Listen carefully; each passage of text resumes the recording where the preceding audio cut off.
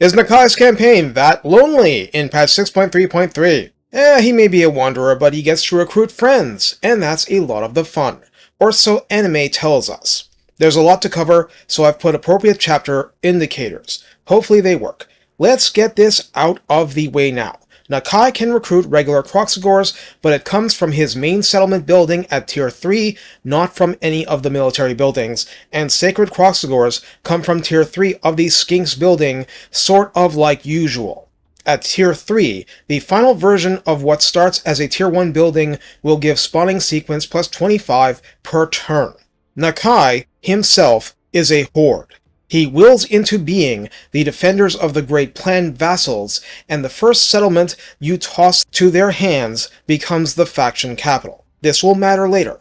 These garrisons aren't complete jokes, and on moderate difficulties the AI won't be overly eager to YOLO them, but serious enough armies, or enough of them, can still manage. They're there to provide tribute income, yes, but also favor for the Temples of the Old Ones mechanic, which we'll get into thoroughly, I assure you. Additional armies are also hordes, but they're mini-me hordes. Only Nakai gets normal recruitment. The others either get hand-me-down units, and this process weirds me out enough I need to get used to it whenever I pick up a horde faction with buildings, so be aware of that, or they use global recruitment, which obviously requires Nakai on the map. However, they can recruit military portals that make global recruitment a lot less slow and painful. Well, at least less slow. You cannot recruit armies from the defenders. You can only recruit armies from armies. Mini-me hordes will do, but you must have at least one or you are done. Thus, longer term, you have to have a keen understanding of what is safe territory or safe enough, and how to use armies to push ahead. Let's start going over the buildings. Nakai begins the campaign with Tier 2 main settlement and the lowest tier of the source building, and that is it. Tier 2, the restored ziggurat of Kakstuada, provides horde growth plus 10, 3 horde local recruitment slots, unit upkeep minus 10%, and 250 gold from the building, which I believe is your only building income for the whole game. There is background income, and there will be vassal tribute income, which will start to go up. But this is where you start. Note that 10 horde growth is hardly nothing, therefore you do not strictly need to spam blue line for additional horde growth. It mainly helps to get to tier 5 faster. So does not dying in battle, so there. 4 population and 6,000 gold, 0 upgrade figures, meaning no discount for buildings active while building, gets you to tier 3 for 4 recruitment slots, plus 1% casualty replenishment, plus 10% campaign movement range, which is a big deal, minus 15% upkeep, and unlocks Kroxigor recruitment. 8 population and 8,000 gold gets you to tier 4, and by the way, like Vampire Coast, these are 1-turn build times once you meet the stiff requirements. Campaign movement range remains plus 10% bonus. Upkeep gets to minus 20%, 5 recruit slots, and Kroxigor, all types, weapon strength goes up 10% in this army. Casualty replenishment plus 1% now applies to all armies. Tier 5, the Ascended Ziggurat, takes 16 population and 10,000 gold. Casualty replenishment plus 2% applies to all armies. Upkeep minus 25% for that army.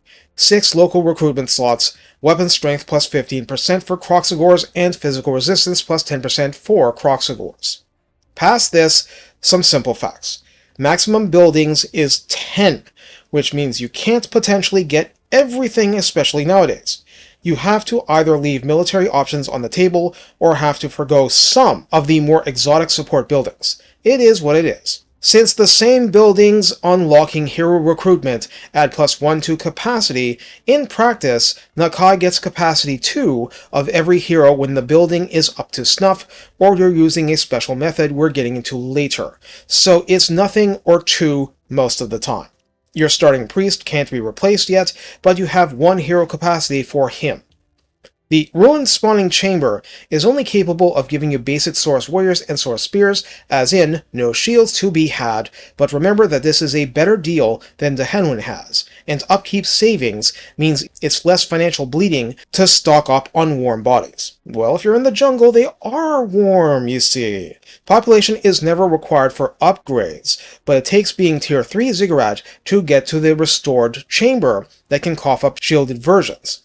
It will take up to tier 4 and 6,000 gold to unlock Temple Guard and Source Scar veterans, and yes, 2 of them at first. As for Temple Guard, that's the normal way at least. From here on, please keep something in mind. A lot of Nakai's conceits have not changed from pre-6.3 Lizardmen, though a lot clearly has in the details. You only require 1 building for units, sure, but where and when you get stuff is going to seem a little different. Lower caste spawning chambers takes 1 population and 2,000 gold. The gold cost is stiff, no? This gives you access to both skink cohorts, skink skirmishers, and red-crested skinks. This matters because your starting army doesn't have skinks, and the only way to activate spawn kin mid-battle without this building is through spawning sequence and blessed units. That means, no, you can't get skinks from the default building. 4,000 gold at tier 2, gets you Chameleon Skinks, my old standby, and Chameleon Stalkers, a spicy choice, and unlocked Skink Chiefs, 2 of them just... Keep in mind that early in the game, they may provide casualty replenishment and can calmly pick apart thin-skinned lords, but for 2 army slots, they aren't contributing nearly as much to combat as you would like for quite a while. It takes time to level them, and early game you haven't had that time yet, and on moderate difficulties, not nearly the number of battles needed to do so. 6,000 gold gets you to Chosen Spawning Chamber. There is no further increase in hero capacity, that comes elsewhere, but you unlock Sacred Croxagores, and that's a big deal for Nakai. It takes 2 population and 4,000 gold to crack open the terrarium for Pterodon Riders recruitment, but in early game, with 1 turn recruitment, and with some skill, mine comes from Warhammer 2, you see, you can do an awful lot of evil things with them. So this is absolutely an option for early game pushing. Oops, let's not forget the tier 4 upgrade, the Vivarium for 8,000 gold, where your Ripperdactyls and Coatls live. Nakai adds little, but they're inherently good. Tier 3 and 6,000 gold and 3 population are required for Cold 1 Hollow, your cavalry building, never increasing and completely unavailable until getting to that Tier 3 main ziggurat hump, but offering feral cold ones and all the ridden ones, including horned ones. Over the long haul, this will be indispensable. For beasts, Tier 2 and 4,000 gold and 2 population opens Taming Pens, and here you unlock feral Bastillodons and the Bastillodon Ark of Sotek. Now, the latter takes 2 turns to recruit, like Croxagores. You can't seemingly reduce the recruitment time for Croxagores in this campaign, which bites, but early on, you may find this difficult to swallow, sure, but in terms of synergy with a Croxagore army, plus Wallbreaker, the Ark of Sotek is amazing, and given Wallbreaker, ferals are acceptable too. Population isn't required to go higher. Lots of gold is. 6,000 gold gets you access to Feral Stegodon, Bastillodon Solar Engine, and Bastillodon Revivification Crystal. The latter is particularly juicy because it's a source of healing. You'll see why. Tier 4 and 8,000 gold unlocks Stegodons, and just Stegodons, but those are the old Doomstack Stegodons and are still thoroughly good. Tier 5 and 10,000 gold, or you could say only 10,000 gold, at this point, are required for the Ancient Stegodons, and something needs to be Tier 5, but yeah. Still good stuff to be able to recruit, because you won't ever have enough heroes. At least that's my view. Hunting Pack Pen requires Tier 3, 3 population, and 6,000 gold to unlock the Feral Cold One Summon permanently, and unlock Salamander and Razordon hunting packs, as in you cannot get them at Tier 2 with Nakai specifically. That hurts.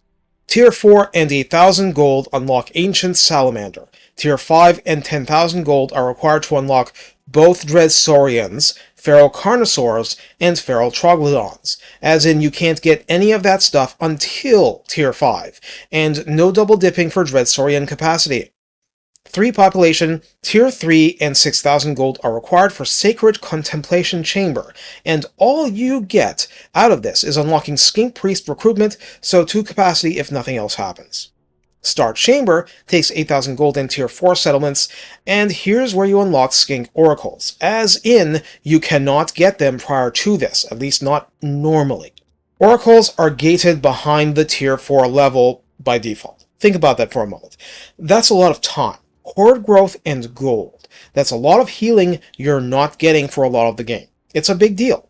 By extension, revivification crystals are a source of healing you can bring with Nakai himself at an earlier juncture, and you don't have any set limits. And also, you can't bring a lifeline into the quest battles. That sucks. Exalted Star Chamber takes tier 5 and 10,000 gold, and this adds +2 recruit rank for the priests, not the oracles. I mean, that helps long term, but be aware of the limitations. For support, let me skip to the far right for a moment. Training Hall needs 1 population and 2,000 gold. This gives a modest horde growth +1 and casualty replenishment +2%. The tier 3 version requiring 6,000 gold gives growth +2, casualty replenishment +4%, and 25 spawning sequence per turn forever. At least if Nakai is still on the battlefield. The mini-me hordes have a similar building, so you can potentially get this per army per turn. Old One Monument is a familiar stone face. The same rules apply, 1 pop, 2,000 gold, so I'll focus on the benefits from here. +2% casualty replenishment rate, and -5% upkeep at tier 1, 6,000 gold buys you a +4 replenishment rate, and -10% upkeep, and keep that in mind. That is cumulative with the main building. Tier 5 Floating Gardens for 10,000 gold will get -15% upkeep and +6% replenishment. How soon will that pay for itself? It depends. Rotating Disc of Quetzal gives Corruption -2 local province, +1 to all hero capacity, and +1 to army capacity. That's of no help if Nakai goes down, remember. Tier 3 upgrades this to -4 corruption and +2 army cap. Tier 5 version gives -6 corruption and +3 army cap, but hero cap remains unchanged further, at least from this building, which means it's powerful for minimal investment. Communal Grounds is +1 growth and -5% upkeep at tier 1, growth +2 and upkeep -10% at tier 3, where it ends. Well, that's a lot of upkeep reduction stacking, so that is a choice.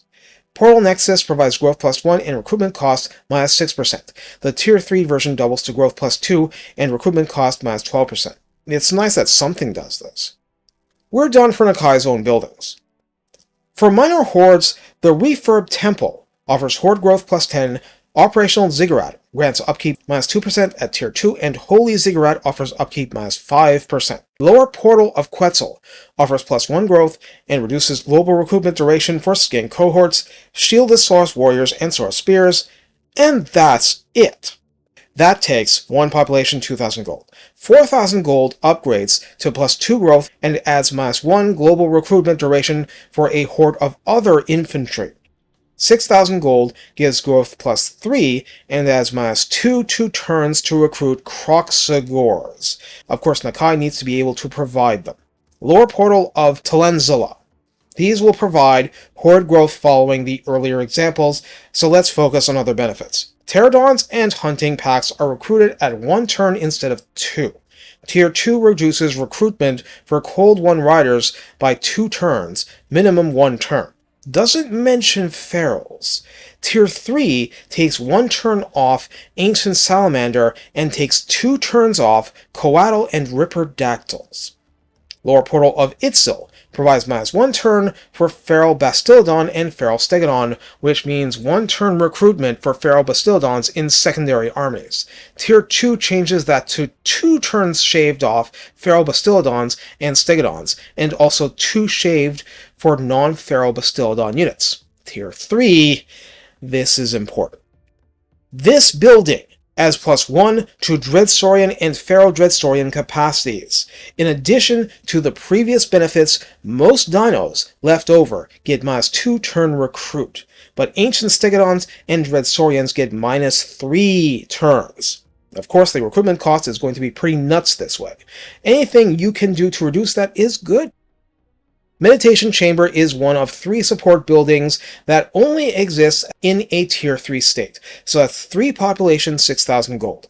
Why is it like this? Well, here you can recruit Skink Chiefs, get plus 10% campaign movement range for that army, and get plus 1 Horde growth, but you can get plus 1 to Chief Hero capacity.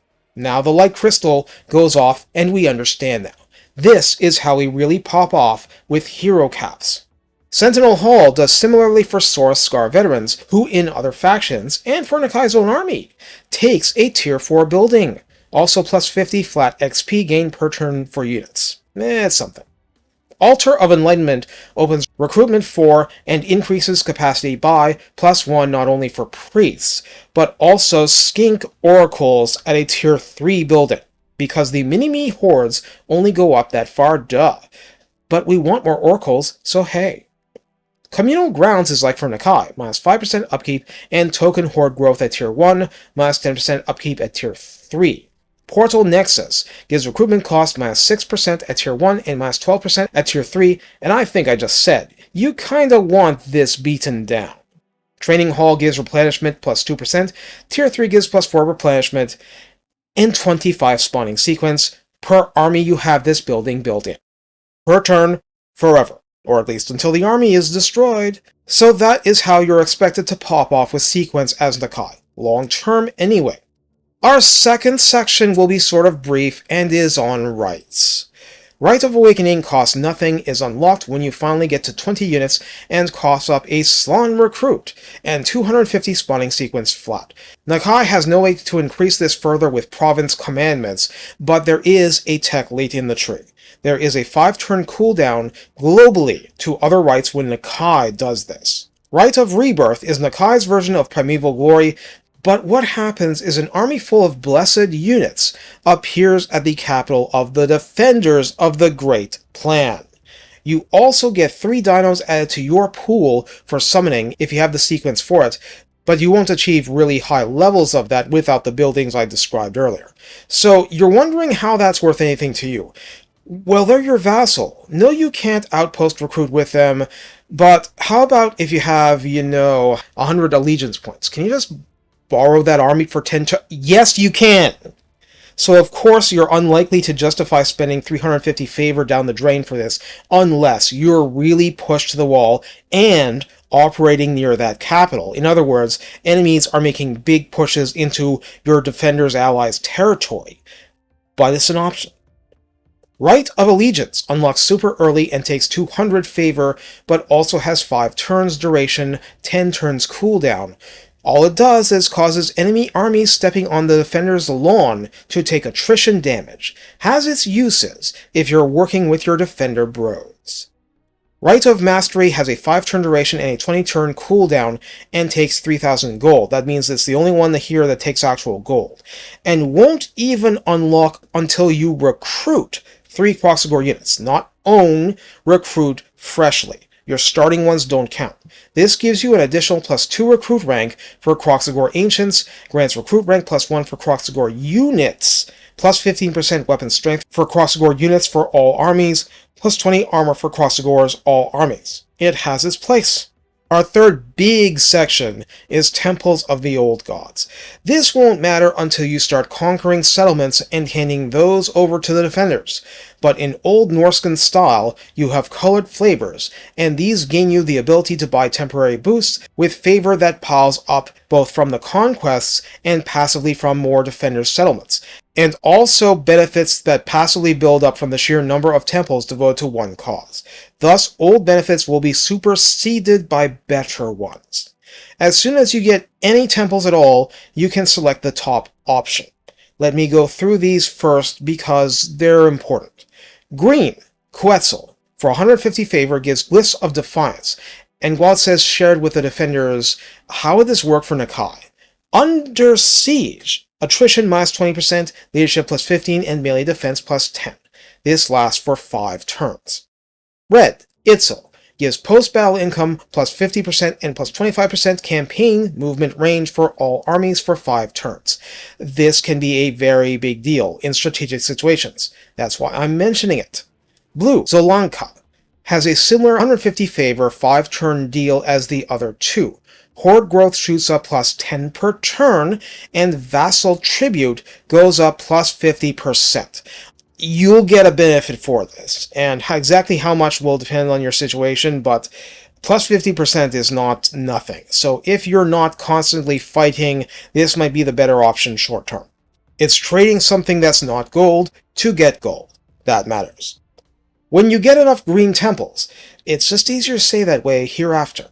You gain a passive boon of plus 10% missile resistance for Saurus, Kroxigors, Temple Guard, and Nakai personally. Remember me mentioning how Nakai doesn't like getting shot any more than any other Kroxigors? This is a partial solution. We go from Quetzal's grace to his approval for the prior boost plus 5 melee defense to the same units, and Nakai. That's interesting that we're getting defense with them, because regular forces can increase the offense too, and Nakai not so much for Saurus, but hey, okay then. He has a more direct method if it's his own army too. And it's a big one that gives plus 40 melee attack in exchange for Rampage, remember. Honor allows protection of Quetzal. 35-second duration, 120-second cooldown, a chosen single unit becomes unbreakable and invulnerable. It just won't take damage for the duration. And as I said, limited to one unit at a time. It gives invulnerability. Oh, 3 uses per battle too. Esteem grants ward save 5% to the favored units in addition to the rest. Patronage raises the duration of the active ability to 55 seconds and lowers cooldown to 90 seconds, but doesn't increase the uses. You also get casualty replenishment plus 10% in friendly, neutral, and enemy territory, and I think you're in one of the 3 all of the time. And plus 20 diplomatic relations with all Lizardmen. In post 6.3.3, maybe some of them will survive to be befriended. The viable short-term benefits are important. 100 favor for Scar Veterans of Distinction unlocks recruitment from any army, gives recruit rank plus 3, and gives capacity plus 1 for 3 turns. This is literally true. I have tested it. You don't need the building so long as you recruit during those 3 turns. And if you miss your chance, you miss out. The capacity increase is also temporary regardless. It will revert to its old maximum. If it was 2 to start and goes to 3, it will go back to 2. So if you have 3 Source Scar Veterans, you have 3 heroes of a capacity of 2. The Blessed units, first of all, this hasn't been updated to cover new ones, though Nakai has normal access. And second, he basically gets coupons. You pay full price, but you get spawning sequence back from these options. So here, 200 favor gets you a unit of Blessed Source Spears added to the pool, but you get 40 spawning sequence for your trouble. As in, you still have to pay sequence and get it normally. 200 can likewise get Blessed Source Warriors. Both of these are shielded, and 40 spawning sequence back is nice. The Blessed Warriors have perfect vigor. The spears aren't exactly bad, but Woodsman interferes with Forest Stalker. They're just even more stupidly good defenders than usual, especially here. 250 favor can get you a pool value worth of Blessed Kroxigors with 50 spawning sequence back. Until you get the tier 3 Ziggurat building, you can't even get basic ones, so spawning could be your only way to get to that right thing early on, or you have no time to sit still. 300 favor does the same for Blessed Temple Guard, with 60 sequence tossed your way. For Itzel's Red Temples, Grace gives charge bonus plus 10% to Beasts, Cold One Cavalry, and Nakai himself. The wording needed an edit pass. It's Nakai personally. Approval as plus 5 melee attack for the same, as in the Saurus etc. do not dip into this source of melee attack. Cold Ones can really use it though. Honor brings Beasts of Itzel, which means being able to summon Razor Dawns anywhere, 3 times a battle, 120-second cooldown. Summons last longer now, so that's even better. The next tier adds plus 10% weapon strength to all the previous units, and you can see from the massive tooltip that this includes Pterodon Riders, Nakai personally, Quaddle, Feral Connoisseur. Cool. Maxing this gives recruit rank plus 2 generally, and plus 20 diplomatic relations with all Lizardmen. 100 favor gets you extra skink chiefs just like Scar veterans earlier. It's good, it's valuable, it's time limited. Remember that. When this runs, non-Nakai hordes can recruit them on the map too. Just access the Horde Buildings screen. 200 favor lets you get an extra blessed Cold One Spear Riders for 3 sequence back. 350 favor, a really hefty one, lets you add another pool unit worth of blessed Horned Ones, which are amazing. 70 sequence back. Both are 2-turn recruit units normally, so sometimes you'd rather spend sequence than recruit normally and sit still. And did I mention there's nothing stopping you from recruiting them in mini-me hordes? 350 favor for Blessed Stegodon and 70 sequence back. Oldie and goodie, I've heard you say you didn't want to recruit them over newer, sexier units. Well, if you're getting enough sequence, you can splurge and still get this. So there. 400 favor can get you an extra Blessed Carnosaur available, 80 sequence back. Lots of beasties. For blue, this isn't insignificant at all. Research rate gets a humble +3 at the start with +5 wins reserve capacity. That means it pads your total available for all armies. Approval raises this to +6 research and +25 wins for all armies. Already we have something special in the works, and clearly Nakai's faction is meant to be warm for the Slans. Storm of Zolanka is quite a little thing, spawning 6 whirlwinds, doing 8 points of magical 100% armor-piercing damage for 10 seconds total once per battle. It's like a Zinj thing. And you can't beat the low price of free. Research rate is +9 now. Next tier research is +12, and you can get -20% winds of magic cost to the lores of, this is all the ones that Slans use. So might not help with some stolen heroes from somewhere, but the final tier adds a second use of the Storm ability, +30% magic item drop chance from battle with the new item system running. +15 research rate, and +20 diplomacy with Lizardmen factions again. Nakai gets popular once he pops off. Skink Priests of Distinction works like I explained earlier. Temp capacity, recruit rank, and recruit from anywhere, any army. And remember, that's temporarily. 100 favor gets you access to extra Blessed Skink Skirmishers and 20 sequence back. So 20 sequence, cool. Hey, I know how you'll react out there. 150 favor gets you access to extra Blessed Pterodon Riders with Fire Leech Bolas and 3 sequence back. If no one succeeds in taking them out, they can do a lot of damage over the course of a battle. Favor 300 is required for Slan of Distinction, but this is a little misleading. Yes, it gives you an extra +5 recruit rank for Slan for 3 turns, but it also unlocks recruitment of Skink Oracles, and gives +1 capacity during that time. And if you're careful with them, that could be an immense power boost for you early in the game. Rounding out the Blessed Spam using old units, 300 favor gets you an extra available Bastildon Solar Engine with 60 sequence back. They have their uses, especially wiping out fatigue. The final section gets us to the tech tree. This is crammed on a single page. There's going to be a lot of things here that are just weird compared to the other factions, but let's go through it. If you fast forwarded, let me guess what you want to know first. Guardians section. The first 2 texts have a 2-turn research time compared to 4 for a lot else. Sequence of the Old Guard gives recruit rank +2 for Croxagors and Temple Guard. Sequence of the Guardians gives armor +10 for Croxagors, melee attack +5, and melee defense +5 for Temple Guard, which you can't get early on unless you abuse sequence, which you should consider. But yes, I like having an Ancient Stegodon with slow death too. The other 2 texts have no time discount, and moreover, take 200 favor to unlock each, which greatly slows down your ability to get them because they're that awesome. Metamorphosis gives casualty replenishment +5%. There's nothing written here that says it's limited to these units. By the way, unit mass +15% for Croxagors, though I hear a similar tech for the regular Lizardmen is broken pending a 6.3.4 hotfix, and Croxagors all variants get +10% missile resistance. Placing this section so late means you can appreciate this is on top of the Quetzal Temple boosts, plus whatever other sources bring, and with the holier-than-thou Croxagors, it gets totally cracked. Shrill of the Old Ones unlocks enhanced spawn kin for Kroxigors, meaning they kept that plus 5 melee attack from you, or it wouldn't even be sporting in the early game. And Kroxigors gain Causes Terror faction-wide, just like Nakai Senpai.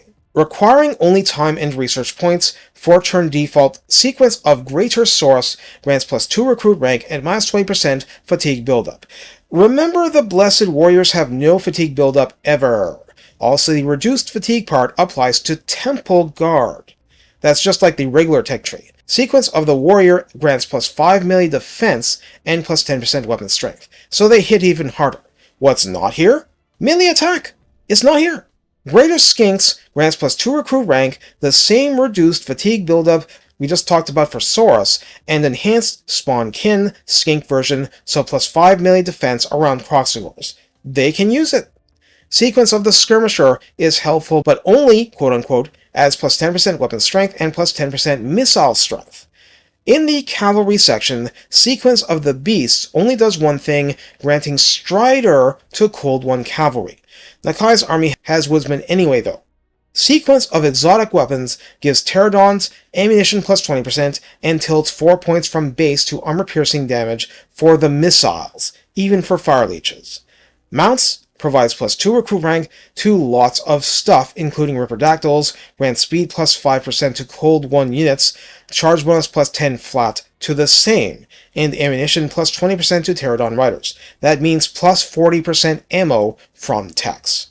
Sequence of the Hunt gives melee attack plus 5 and weapon strength plus 10% to Cold Ones. Simple, strong, and not exactly helping Ripperdactyls, but oh well. They're strong as it is.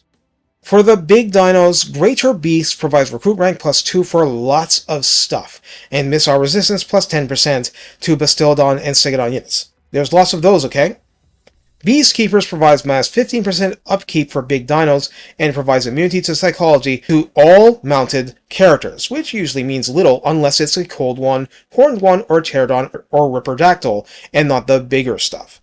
Sequence of Savagery offers melee attack plus 5 and charge bonus plus 15 flat to Stegodons, Ferocarnosaurs, and Dreadsaurians, and Ancient Salamanders, and Feral Troglodons, and Coatl, and even Bastiladons! So this is an example of a tech that is markedly better than its regular faction equivalent. Sequence of Prowling grants Snipe and Stalk to all variants of hunting packs, though the Blessed Razordons have it already. Normally this is gated behind a lot of time. Here, it's the units that are gated. The tech can be picked at turn 1 and obtained at turn 5. Of course, you actually have to have hunting packs to use it, but hey! I'm going to do the Horde growth part next, because the last section is pretty long, and while important to be complete, this might be the last part. This might be the part you rush through first because of more money. Sequence of Growth for 50 favor gives Horde Growth plus 2 and Vassal Tribute plus 20%. Sequence of Healing is plus 2% casualty replenishment on top of what you had, and plus 25% Vassal Tribute. Sequence of Expansion gives a minus 5% Horde Building construction discount, Vassal Tribute plus 30%, and Horde Growth plus 2. So again, you don't have to push the blue line Horde Growth, but it can help and all. Restoration gives Wind's Magic Reserve plus 10 for all armies, Casualty Replenishment another plus 2%. You'll see a lot of stacking for that in this faction, and Vassal Tribute plus 35%. Convalescence gives complete immunity to snow attrition, minus 1 to wound recovery time in turns, and plus 40% Vassal Tribute. Sequence of Mending gives another minus 10% to Horde Building cost, and plus 45% Tribute income. Sequence of Greater Restoration slaps on minus 5% upkeep for units generally, replenishment another plus 2%, and tribute plus 50%. Now we circle back to the Scale of War. Lizardmen scale, yeah. For how this works, you start at the upper left, and you can't research anything to the right until you research what's on the left of it, and that's in the top line. Once you research the top line of any given column, you can research downward. The first one simply costs 1 turn when you get there, but others, they'll require favor just to slow down your awesomeness. Sequence of Creation takes 5 turns at 100 research points. This gets you Army Capacity plus 1 and Global Recruitment plus 1 slot. What's below it is Sequence of Scaling. Yeah, Blizzard Scale. which is the gating they have before your blessed pools expand to 3 max, and recruitment cost minus 10% generally, which is nice. Greater infrastructure reduces the cost of Horde Buildings, like all that Nakai stuff I explained earlier, by 10%, and that is nice. Sequence of Command starts the next part. This gives +1 army cap and +10 diplomacy with humans, elves, and fellow lizardmen. Sequence of Plunder gives post-battle loot +10% and +5% income when gifting settlements to the defenders. 200 favor will allow you to follow up with Traversal for +15% campaign spotting and +15% campaign movement range, which is huge. Sequence of Strategy gives +1 army cap and +1 global slots. Blessing of the Old Ones gives +10% to magic item drop chance. Remember, other stuff boosts this too, and they all stack. And -10% fatigue buildup, fighting against corruption-spreading armies. For 200 favor, Interpreting the Old One's meaning grants Geomantic Nexus army ability for in-battle Skink Priest summoning. And I think this got boosted of late. Sequence of War gives +1 army cap and +15 diplomacy to humans, elves, and scaly boys. Ancient Fortitude provides complete immunity to chaos, corruption, and waste attrition. That's nice. Champions of the Horde makes all of your heroes immortal regardless of level, and grants ward save 5%. Not so much with lords, but still. Sequence of Tactics once again is army cap +1 and global slots +1. Determining the Unseen Threat gives friendly hero action success chance +15%, enemy -10%. That's still really good. Determining the Great Plan refunds 15% campaign movement range after winning a battle and gives leadership +5 against corruption-causing armies. Great! Sequence of Military is army cap +1 and +25% to reinforcement range, could be a big deal in niche cases. Determining the Strength of the Old grants +3 recruit rank for all characters, which is nice again. Sequence of Mass Spawning, and this is very nice. +1 global recruitment slots and -2 to global recruitment duration, minimum 1 turn, but seriously, with all the mini-me hordes needing to use global, this could be of enormous help. Sequence of Total War is vanilla +1 army cap and +1 global slots. Sequence of Unification is diplomacy +20. Sequence of Immunity does not require favor, and is -30% to attrition taken from the sources that weren't eliminated earlier under the chaos-specific thing, or the snow attrition. Having made it this far, let's talk a little bit about the campaign itself, but keep it fairly brief.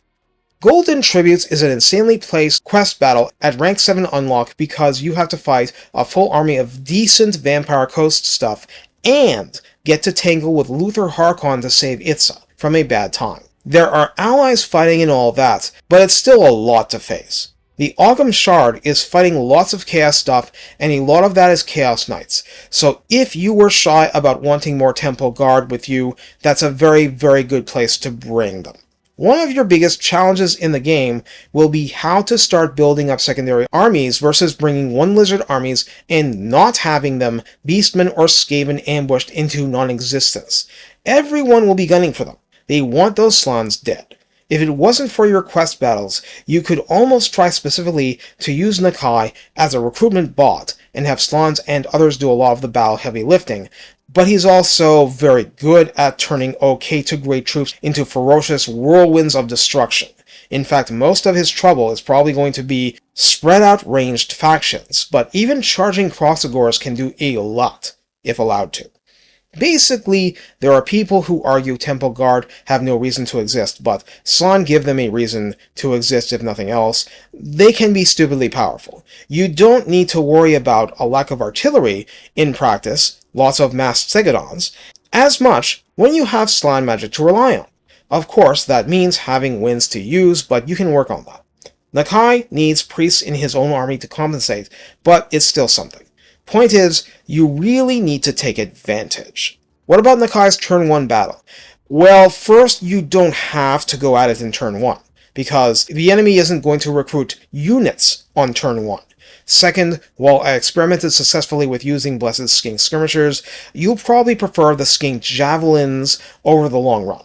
Third, well, it took me a while to figure this out, but instead of using Nakai and the Stegodon on separate places, Nakai gets a bonus to attacking a gate anyway, so let's try having the Stegodon shoot at a gate Nakai is hitting. It'll go down a lot faster, won't it? Getting in fast, including if you outflanked enemy forces on the walls for an easier point of entry, gets you to where you can start rolling up defenses. Inside the city, that is. Just make sure you can actually deal with the missile units, or you could lose the Stegodon or something else that's, not what you want at this point. As long as you can destroy buildings reasonably well, you can deal with whatever comes. Besides, your only recruitable units are Shieldless Saurus, and that only works out if facing stuff that'll stand and fight, or just isn't fast enough to outrun a charging animation, so learn when that's not going to be good enough. At least you won't pay triple cost like the Henwin does, and they're still Saurus warriors, they are not nothing. And what's interesting is that the faction as a whole is pouring defense onto Saurus and Kroxigors, and I suppose Temple Guard too. And Nakai personally does a lot for offense with those, but oh well. The bottom line is that once you start snowballing with spawning sequence, a tier 3 building, though that is gold expensive if you're repeating for the new armies, your ability to expand with some really strong stuff is just plain high. That's new, it's really new, and therefore exciting to me. The issue is then taking over enough territory and getting enough favor to make it all worthwhile. Especially because you need gold to run all this. So you just need to use it when you're going to take a lot of territory and get lots of tribute, and all the tricks I've described is for helping you sustain armies and then to have a lot of burst damage with your finances when you're expanding. Since the AI is focused on you and not the defenders, at least at the start, the defenders could avoid a lot of trouble, so you want to hide behind them to various degrees as you build up. Make the enemy fight through your valiant allies, though eventually they will with enough armies and you need to sort things out. Use the space you create to get breathing room. You'll start using full armies of little guys to push and exploit and take advantage of enemy weaknesses. Hopefully you'll have success with that, but in the end, it'll come down to Nakai, lots of upkeep reduction, lots of angry crocodiles on two legs, and punching people in the face. And there's nothing wrong with that whatsoever. Take care, and have fun when you pop off, because it's a thing of beauty to watch a horde go from infancy to a giant foot stomping the world.